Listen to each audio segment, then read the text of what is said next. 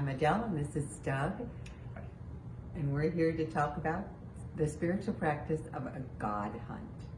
And this is one of our favorite spiritual practices because it's really accessible. You can do it with children. You can do it in the middle of your day. It doesn't take extra time. And so Doug's going to tell you about what the God hunt is. So the God hunt is a pretty simple practice, but a very important one. In spiritual growth, awareness is always the key. What we're not aware of, we just can't either change or benefit from. And so the God hunt is trying to become aware of how God has been present to us during the day, or where we might have missed that presence. It's actually a practice that was developed by Ignatius of Loyola, and his intention was that we need to become aware of how God is speaking to us throughout our day so that we can discern the will of God to do. So it wasn't this hyper, like really spiritual focus kind of thing. It was like a down to earth, everyday, Practical. Here's how you live your life following Jesus. The word that he used was examine, but frankly, the God hunt is a much easier one to understand. So let us give you some examples of what that looks like. So when I practice the God hunt, one of the questions I ask is, where did I give the most love today? And where did I receive the most love today? And where did I not give the most love today? And where did I not receive the most love today? Because when I'm giving love and receiving love, that is the place where God is. God is love. And I can give thanks because I've noticed how my husband was kind to me, or somebody said something kind in a staff meeting. And then when I say, where wasn't I loving?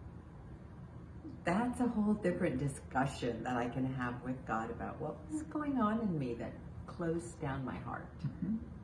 And I can repent and I can ask for grace.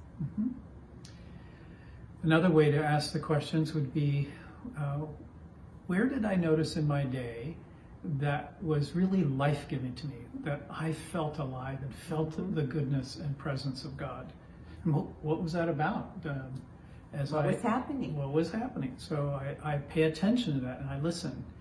And then I can also ask, where was it not life-giving, or we say life-thwarting? Where did I feel like choked and not alive? And what was going on? What was in me, or what was in the situation? And how do I bring that to God as well? Another wonderful way to do it with children is just simply high and low. What was your high? What can we give thanks to God for? What was your low? What do we need to trust God with? What was going on? Some people call it high, low, and heroes. Who did you see that really did something that made you aware of God's presence in them? So it's a fairly simple. You can keep it as easy as you want, or you can spend a long time reflecting on things in a very deep way. So it has the capacity to sort of move with what you come up with. And so there may be lots of days that are fairly sort of easy to address. And then there are other days where something went really unhelpful or really big of God's grace, and it's an invitation to really engage around it. But again, the whole issue is we can be so busy going through life that we miss all the evidences of God's grace. And we miss the places where we have missed that grace, or ourselves blocked it, and what God might be inviting us to bring to Him and to change.